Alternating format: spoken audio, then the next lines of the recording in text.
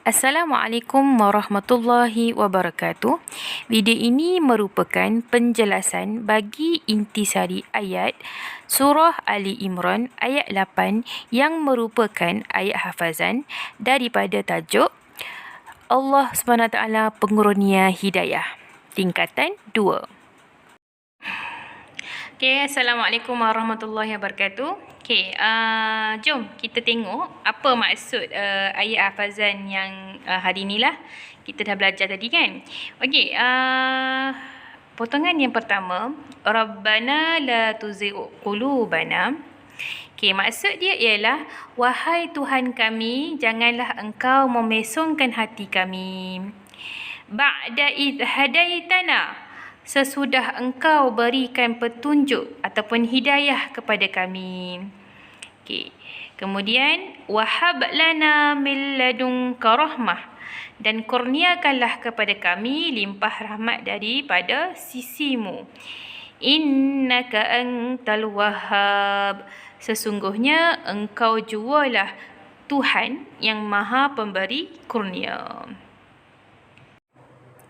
Okey, Ustazah nak terangkan sikitlah apa intisari ayat daripada ayat yang kita belajar hari ni. Okey, Ustazah nak bagi tahu ni ialah ayat hafazah hampa. Jadi hampa dah boleh start hafal lah. Okey. Ayat pendek je dan sebenarnya ayat ni ialah boleh dijadikan sebagai doa. Eloknya kita baca selepas kita solat lah doa ni Rabbana la tuzigh qulubana kan. Okey, maksud dia sangat mendalam kan. Okey, jom kita tengok apa maksud ataupun intisari ayat Quran ni sebenarnya. Okey, yang pertama sekali, kita ni sebagai umat Islam perlu berdoa agar ditetapkan hati dalam hidayah. Okey, hidayah ni apa?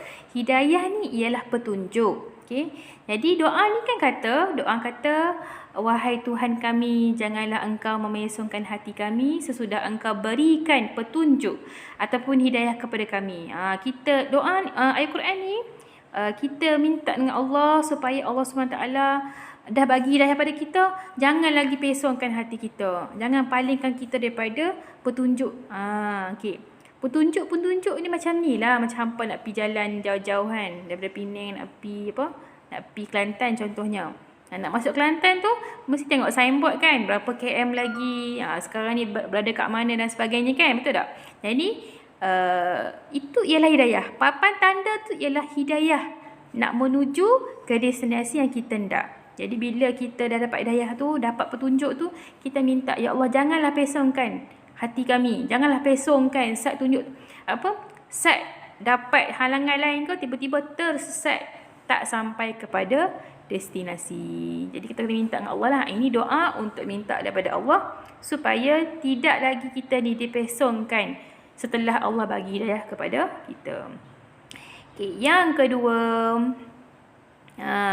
Allah SWT meneguhkan hati mukmin dalam keimanan sebagai tanda rahmat dan kasih sayangnya.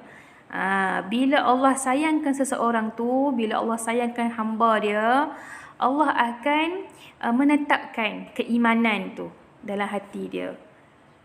Allah akan tak pesongkan dia lah. Allah akan sentiasa bagi hidayah. Sebagai apa? Sebagai tanda Allah sayang, tanda Allah kasih.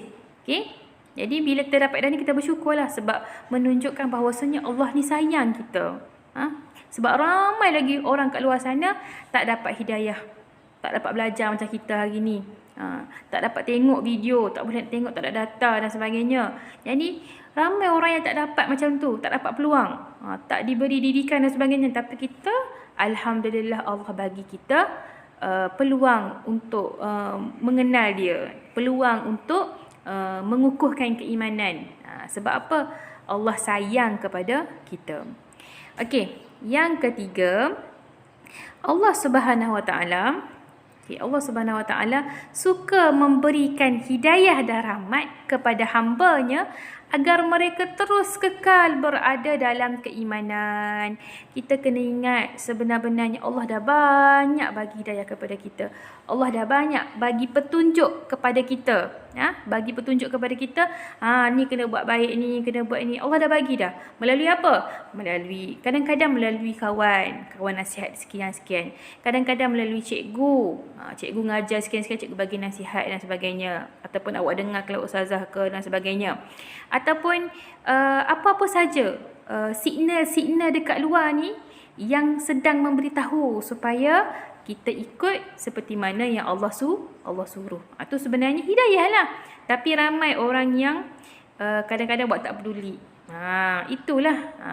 Kadang-kadang Allah sebenarnya sayang bagi kita. Dah banyak dah petunjuk bagi kita. Banyak dah hidayah bagi kita. Tapi kita yang tidak peduli dengan petunjuk-petunjuk Allah bagi itu. Jadi harapnya lepas ni bila dapat apa-apa signal-signal tu terus berbuat baik. Okey. Seterusnya yang keempat, Allah Subhanahu Wa Taala memberikan hidayah kepada sesiapa yang dikehendakinya kerana hidayah itu miliknya yang mutlak. Miliknya yang mutlak. Hidayah ni milik Allah. Kadang-kadang kan, contohlah macam ustazah kan. Contohlah ustazah ajak hampa masuk kelas ustazah ke, bagi nasihat ke apa ke.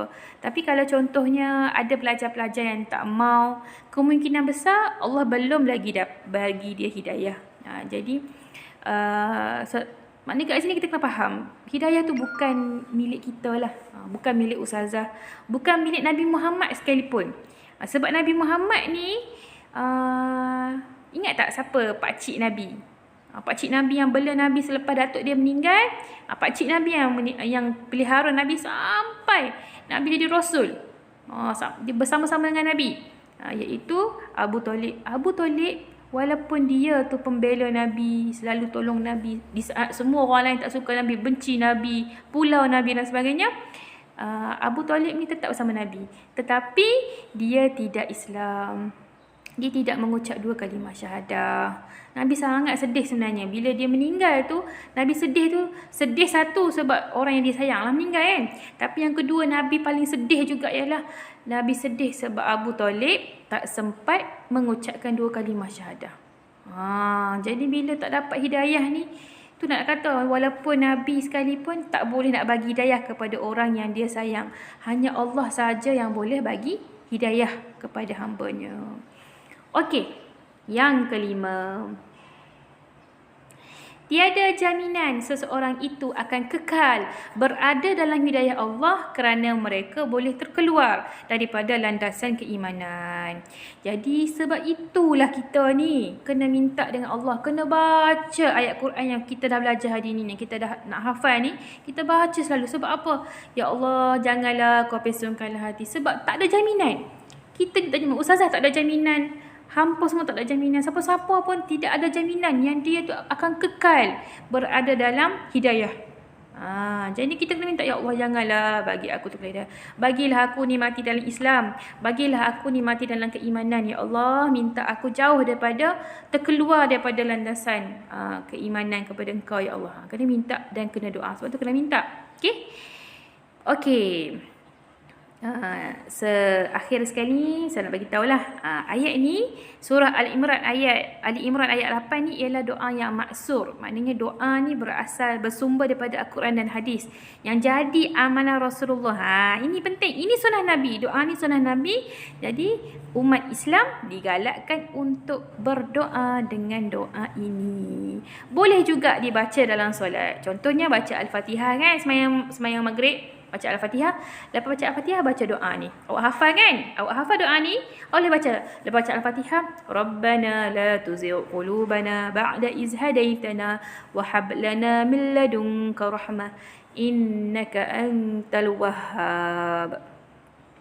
Okey, dapat semua?